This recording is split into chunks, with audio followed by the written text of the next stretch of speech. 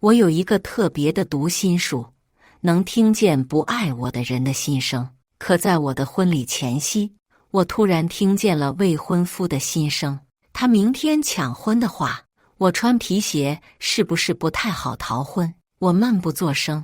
第二天，果断登上了出国的航班。后来那场婚礼成了全城的笑话，新郎新娘双双逃婚了。大家好，开始今天的分享之前，希望你能给人间烟火点个订阅，我将会分享更多优质的内容。我一直拥有一项特别的读心术，我能听见不爱我的人的心声。因为这个能力，我能轻而易举地判断他人对我的爱是否作为。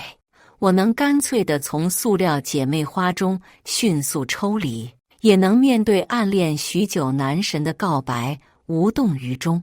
就连在购买榴莲的时候，我都能通过小贩的心声买到肉最多最香甜的那一个。因为他们的每一句心声，我都能听得一清二楚。因此，为了避免耳边太过嘈杂，日常生活中我也会避免和陌生人的眼神接触。可当我第一次遇见杜少明的时候，整个世界安静的只剩下我们俩清晰的对话声。你好，方便认识一下吗？没有心声。四目相对时，我读不到杜少明的心声。你好，在杜少明追我的这段时间里，我耳边的声音简单而纯粹。我相信他是爱我的，于是我们相爱、交往，再到谈婚论嫁，整整2年。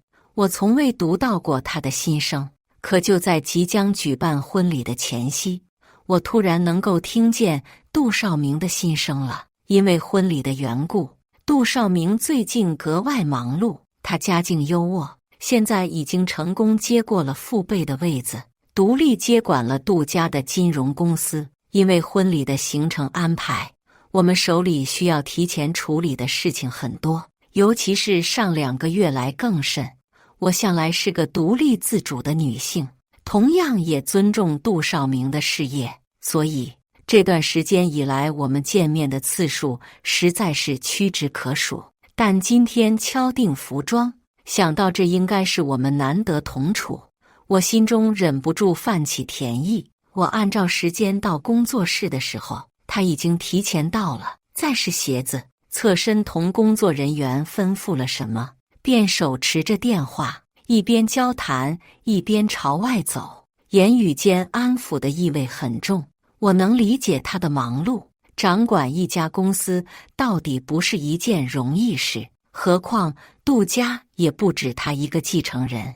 我们默契的对视，可我的耳边却骤然响起了杜少明的声音。冉冉说明天要抢婚，还是穿运动鞋方便跑些。冉冉，抢婚。闻言，我愣在原地，紧紧盯着他的嘴，确认这是他的心声后吗？我一时不知道作何反应。明明外面是夏日酷暑，可是凉意却瞬间蔓延到我的四肢百骸，逼得我动弹不得。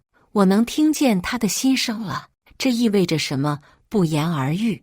我的余光瞥见不远处的工作人员按照他的吩咐，往婚礼的服装里面放了一双轻便的运动鞋。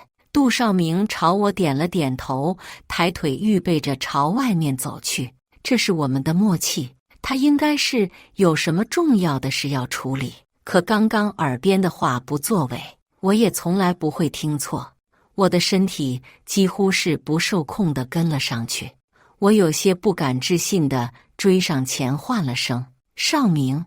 我迫不及待地想要读取更多的心声，想要了解我面前这个顶着我未婚夫头衔的男人到底在想什么，为什么偏偏在婚礼前夕突然就变心了。我的呼唤让杜少明即将没入后座的脚步一顿，但也只是一顿。他回过头，匆匆对我解释了2句，便吩咐司机一脚油门扬长而去。抱歉，客户那边突然有急事，我得赶过去一趟。他骗人。此刻他心里想的明明是听电话里的声音就知道冉冉生气了，再不哄哄她，今晚又该不让我回家了。我从来不是一个只知道自我内耗的怨妇，与其自己胡思乱想，还不如主动出击。我直接找了个由头，私下把杜少明的秘书约了出来，用读心术探听更多的消息。他叫尤冉，是杜少明的白月光。尤冉是尤家的私生女，尤太太一直不认她，她的位置就一直这么不咸不淡地尴尬着。可惜杜家长辈棒打鸳鸯，尤冉自尊心强，不堪受辱后就放弃杜少明，远走高飞，音讯全无。当初杜少明对我的一见钟情，不过就是因为我和尤冉了眉眼之间有几分相似。如今正主的回来了，自然也不需要我这个替代品了。而尤冉回来的时间，碰巧就是上2个月杜少明忙得过分的时候，逻辑通顺，严丝合缝。这样的故事听了难免惹得我无奈地摇头发笑。我是没想到如此烂俗狗血的替身文学还能套用在我的身上。尤冉想要用抢婚这样的方式宣告杜少明的所有权，顺便想要报复我站着这么久的杜夫人。而杜少明也需要这个场合证明他对尤冉始终如一的爱，讨好一下他生气的小娇妻，再逼迫杜家承认尤冉。而我和这场精心准备的婚礼不过是他们 play 的一环罢了。这个世界就是一个巨大的霸道总裁文。说实话，颠到我忍不住骂了句脏话。是夜，我房子里的灯还亮着在，明明第2天就是婚礼了，但忙着打包行李的我一刻都不得闲。在2个小时前，我已经定下了飞往国外的头等舱。都颠，那我也颠。他杜少明可以被尤冉抢婚，我自然也可以礼尚往来的玩把人间消失的逃婚。好在我的家人早已定居国外，这次的婚礼也没大费周章的宴请那边的亲戚朋友，只是喊上了国内平时关系比较好的朋友。当初是想着2家父母订婚的时候都已经见过面，到时候去国外再办一场，也省得亲戚朋友语言不通的来回折腾。这个计划倒是方便了我如今逃婚。和闺蜜童可安简短地说了一下我的想法，她沉默地拿走了我手上的打包箱，脸色严肃。我读不出她的心声，看她反应不对，只好出声问她：安安，你要拦我？童可安翻了个白眼，没好气地对了我一句：神经，爹给你带了装尿素的麻袋，放东西皮实。我的，忘了童可安家是做农药的了。婚礼当天，一身迎宾纱的我和杜少明迎接远来的客人。这次杜少明的心声简直吵得我头疼。冉冉来了吗？我终于能和冉冉在一起了。3年了，我等了冉冉3年了，她终于要成为杜夫人了。这次抢婚，冉冉会相信我的心矢志不渝吧？惹得我不由得恶寒皱眉，看了杜少明好几眼。偏偏他面上不显，照旧还是从前那副温文尔雅的样子关心我。杭征，看你脸色不太好，要不先去休息室歇歇，外面的客人我来接待就好。婚礼的时候你再入场吧。也好，其实我也差不多该找个由头开溜了。我应了一声，正打算把身上的小礼服换成便服后，在门口偶然遇见了尤冉。得益于相似的长相和读心术，对视时我几乎一眼就认出他来了。我摁住了童可安撩着伴娘裙预备着蓄势待发暴打小三的胳膊，装作浑然不知的样子。你是阿明那边的朋友吧？赶紧进去吧，还有几个小时我们的婚礼就要开始了。尤冉的笑意戛然而止，似乎是不满意我这样亲昵地称呼杜少明，说话更是有些阴阳怪气。魏小姐，不好意思啊，今天有点撞衫，你说这要是不知道的人看到了，会不会以为今天的新娘是我呀？有冉的嚣张心声在耳边同步响起。笑吧，还有3个小时，你的新郎就要为了我逃婚，到时候你还笑得出来吗？3，我依旧保持着微笑，摇摇头，并不在意，吩咐一旁的服务员带他落座。蠢货，我话都说到这个份上来了，还看不出我是来找事的？刚刚错身而过，童可安便忍不住朝我吐槽道：“你看他那个趾高气昂的样，真是受不了。”我不可置否，他现在是把我当笑话看，毕竟杜少明可是做好了被他抢婚的准备，到时候既能有情人终成眷属的名头，又能当着我的面逼杜家承认他的身份。婚礼现场离机场并不算远，我坐在候机室里时，婚礼还没开始，我死死盯着手机上的时间，等待着闹剧开场。嗡嗡嗡，手机的震动声接连不断。童可安激动地给我刷屏直播：“阿张，真抢了，真抢了！靠，出轨还搞得跟牛郎织女一样，真是不要脸！”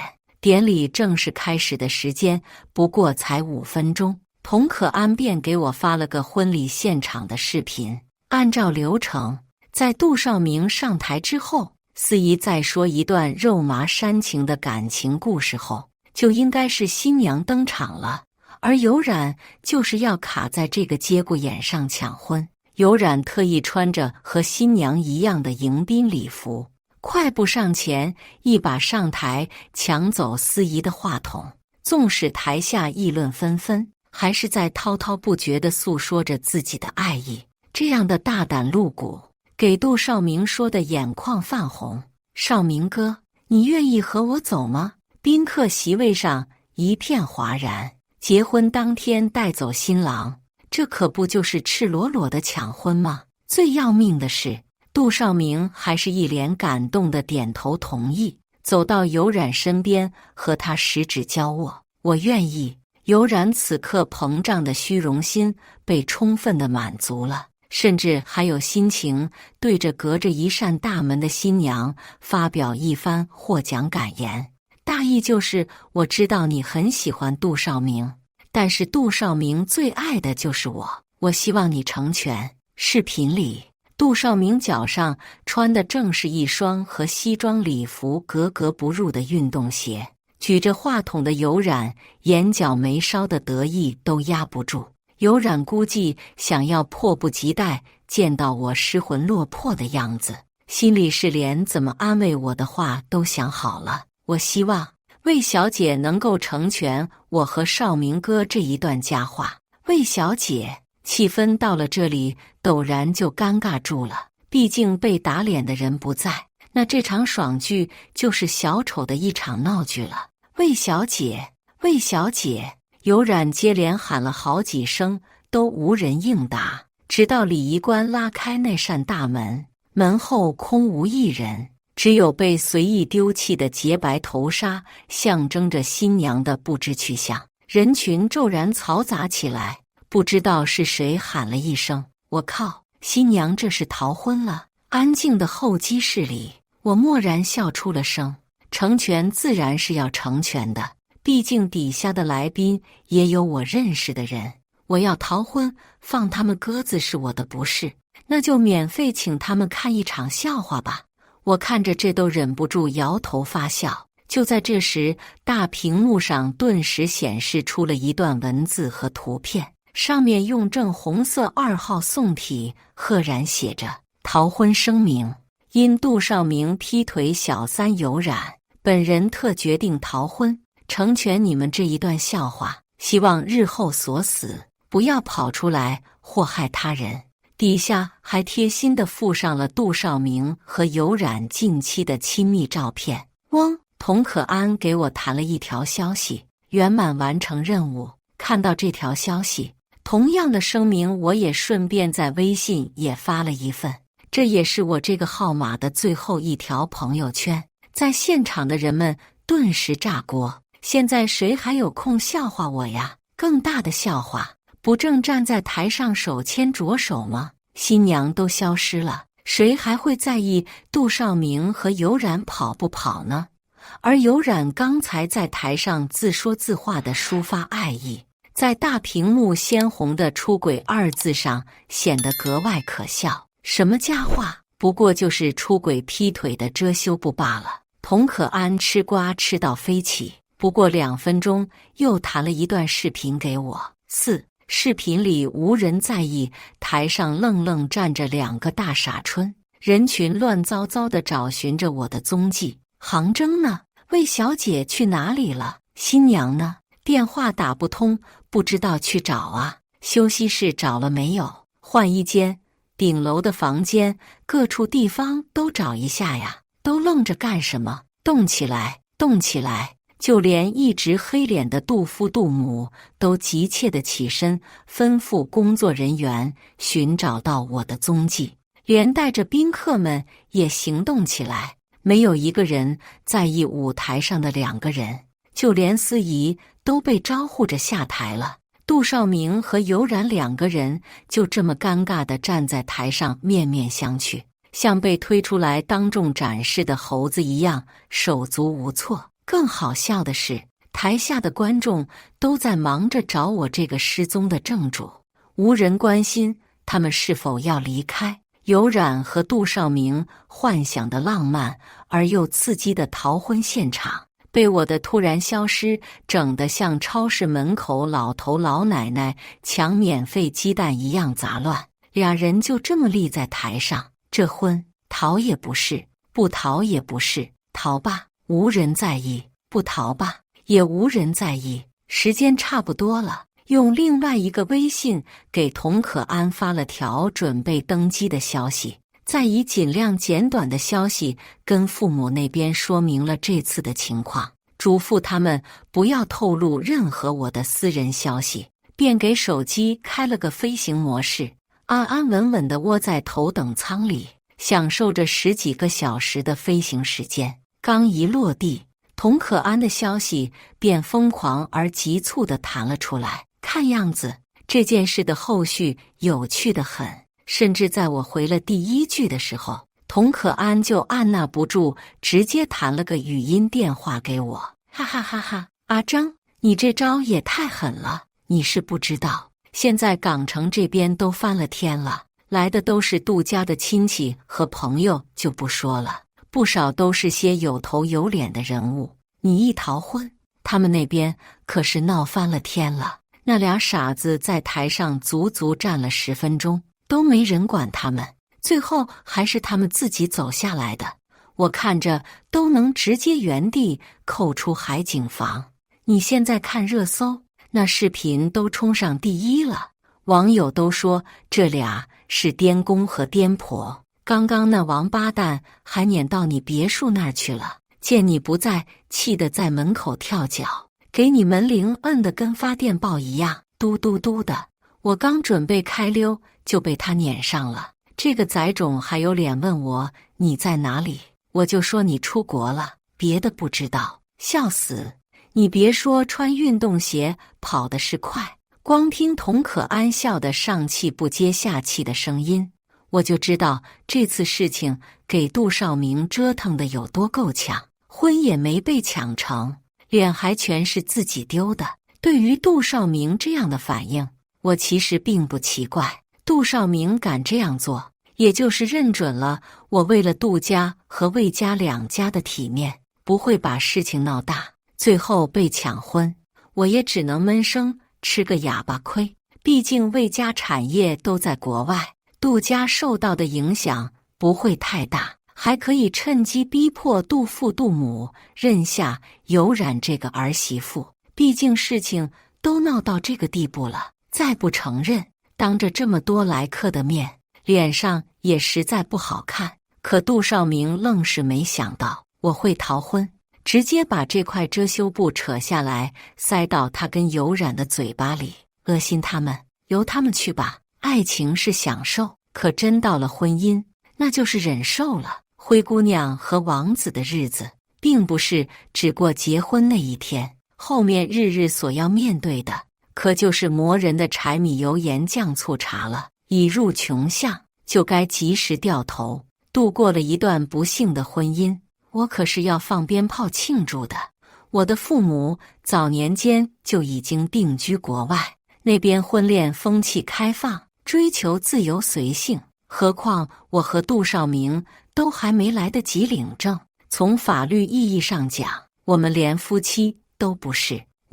所以当我提出回来的时候，父母那边应得很快，甚至就在我刚刚下飞机时，父母那边就已经安排人来接我了。我坐进车里的时候，童可安还在兴奋地跟我讲着后续。婚礼到最后不了了之了，后来宾客都三三两两走了，就剩些工作人员。我们家和杜家算关系好的，留下来安抚一下气得站不稳的杜夫人。杜夫人气得直接甩了杜少明一巴掌，要我说也是他活该。谁不知道当初为了杜少明上位，你帮了他多少？有染又是个私生女，当众搞逃婚，这套恩将仇报的戏码，他们杜家自己脸上也没光。老杜总根本看都不看他一眼，直接就走了，就剩个有染在旁边嘤嘤的哭。我走的时候还看到有染嘤嘤哭着缠着杜少明办婚礼呢，估计自己都觉得这次脸丢大发了。我嗤笑一声出口，辱人者人恒辱之，我可等着他们办婚礼呢。倘若他们真有结婚那天，我绝对真心祝福。白月光的杀伤力就在于他本人来了都不行，这个道理我想杜少明马上就会明白了。我和杜少明是在一场慈善晚会上认识的，虽然魏家产业都已经转移到国外了，可我和父母祖籍都是港城的，父母已然年迈，国际航班的时长，身体难免吃不消。我那次回来算是出差，也算是寻根，没想到却先遇见了自以为的真命天子。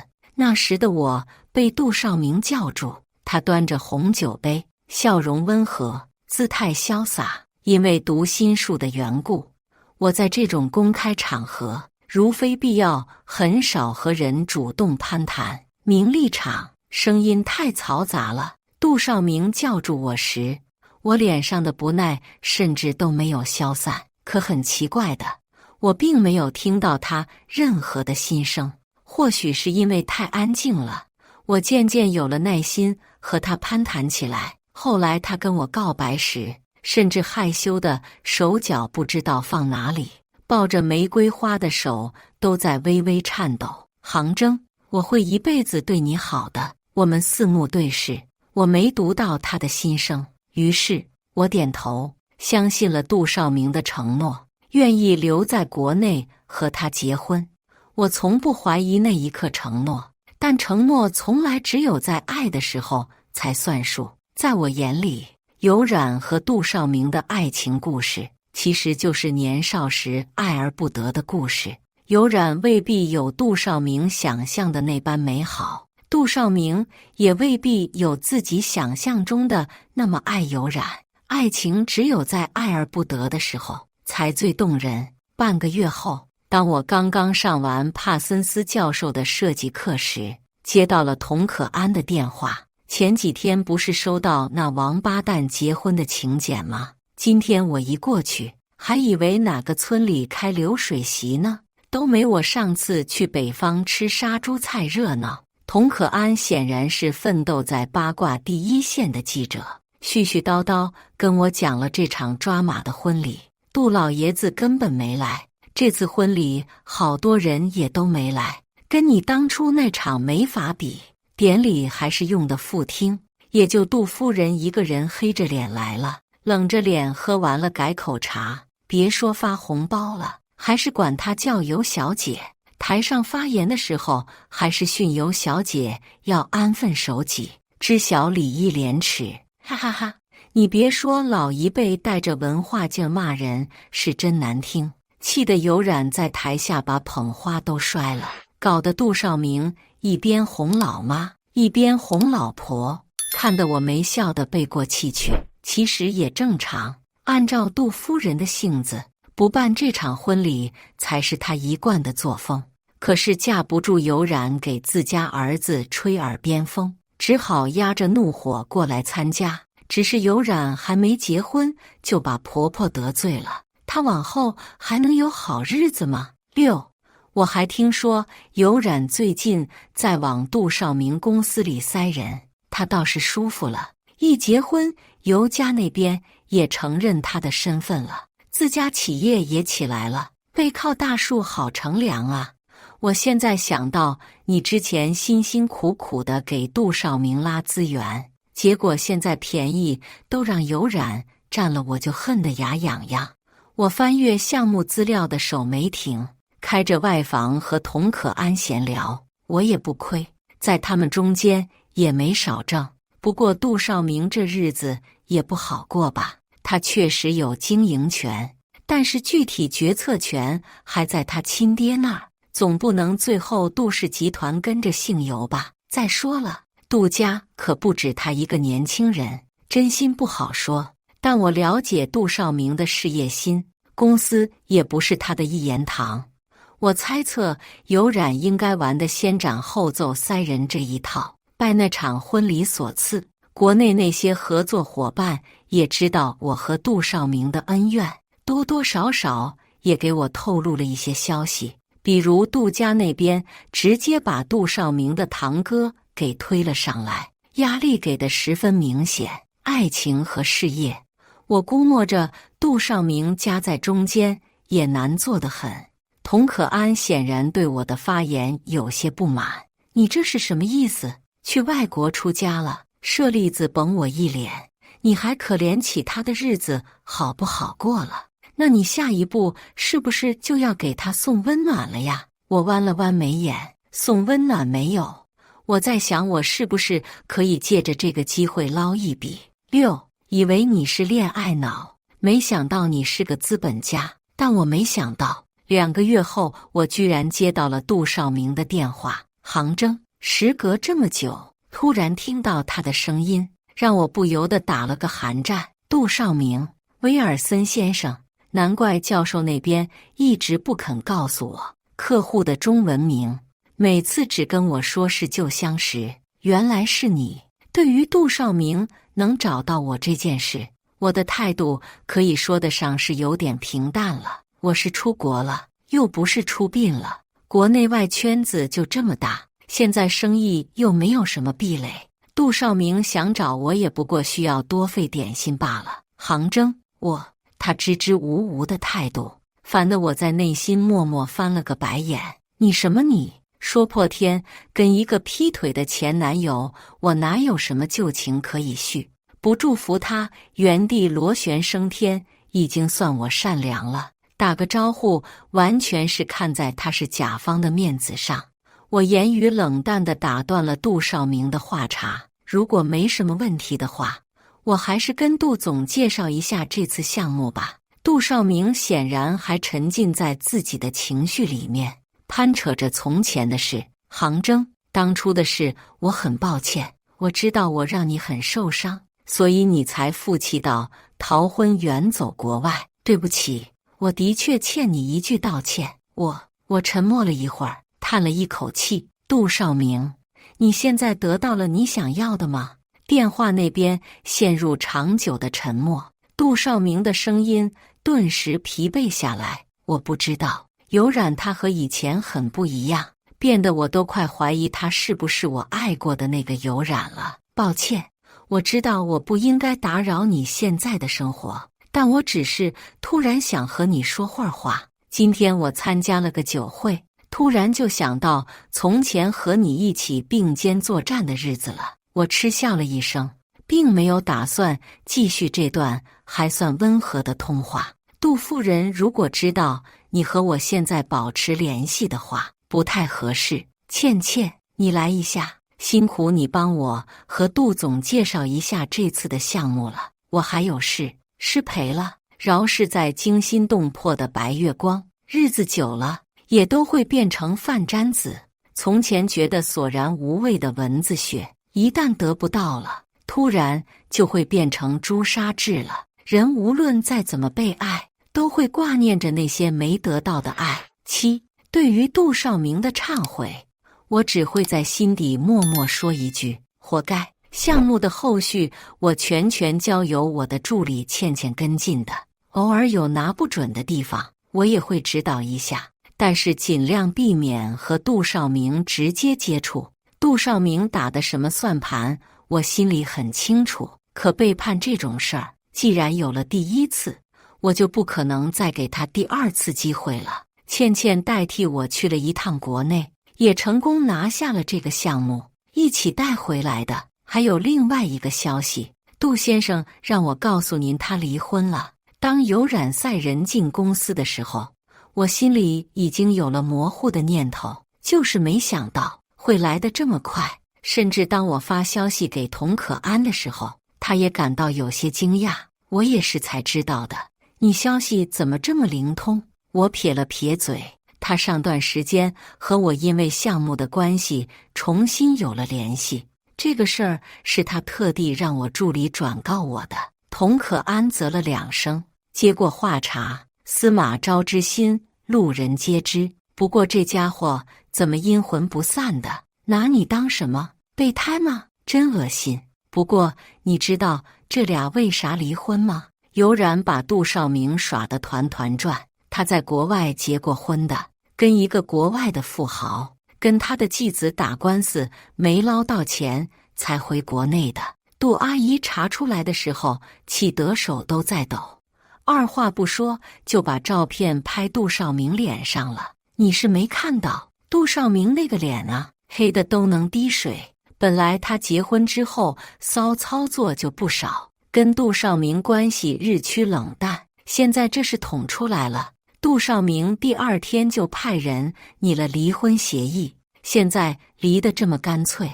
我记得当初杜少明那可是家产都不要了，都要跟他在一起啊，这才刚结婚1年就离婚了。想想他自己当初的嘴脸，估计自己都觉得蠢上天。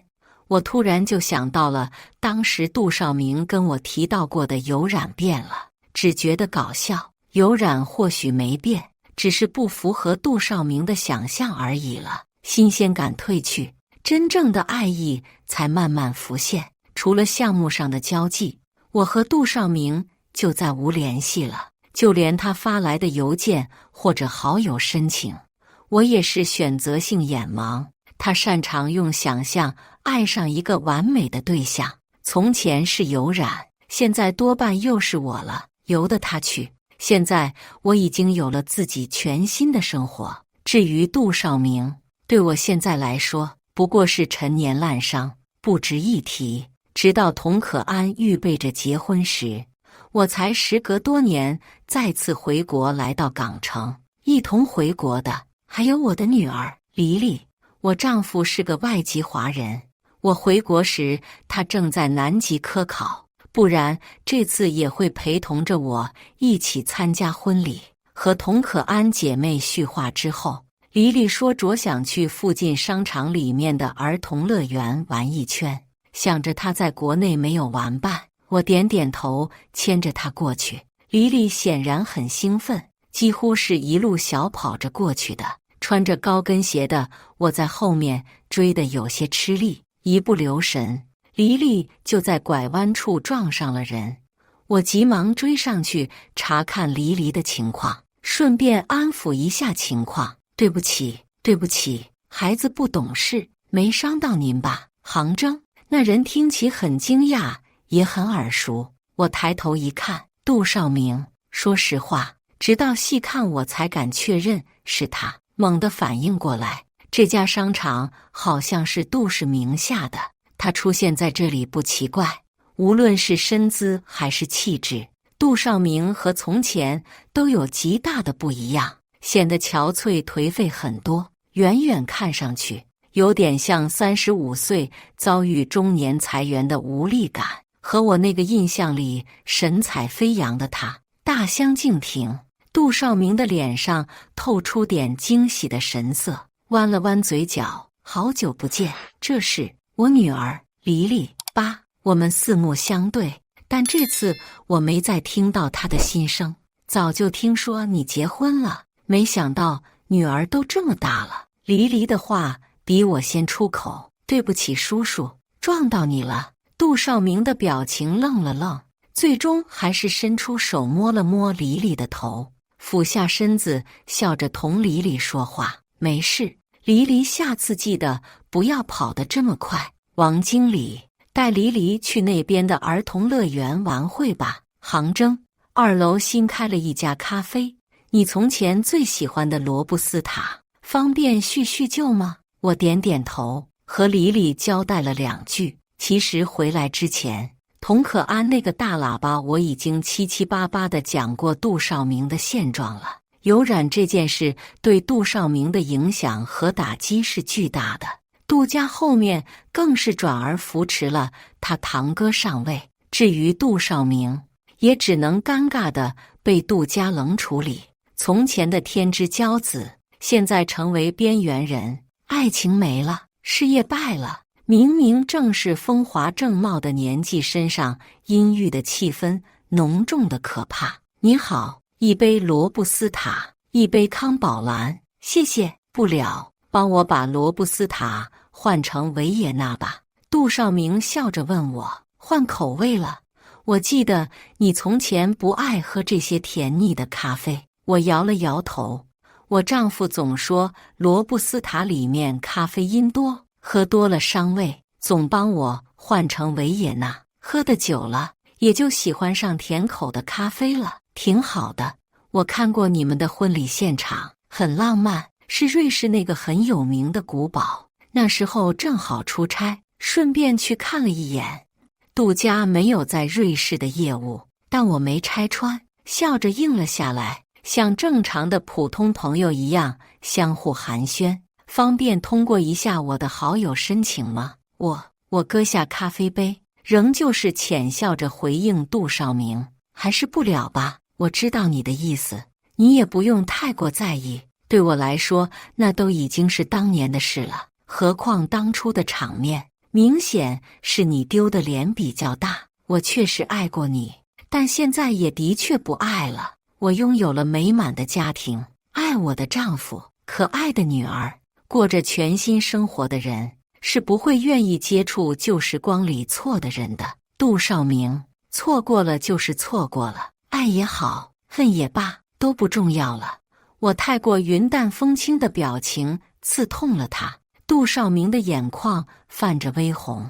折回去找黎黎时，王经理捧着一本童话书带他读得专注，直到我走近，黎黎才抬起头问我，妈妈，你看过小王子吗？明明狐狸那么好，为什么小王子最后还是选择那朵玫瑰了？因为那是他精心呵护、独一无二的玫瑰。黎黎的眼神茫然，我笑着牵起她的手，等黎黎稍微再大一点，就能听懂妈妈讲的话了。一旁的杜少明一直很安静，只是在离开商场时送了黎黎一本全新的小王子。隔着车窗玻璃，我和杜少明颔首作别，四目相对。那一刻，我仍旧没有读到他的心声，就好像回到了我们第一次见面的时候。车缓缓驶离原地，故人的身影被抛弃在原地。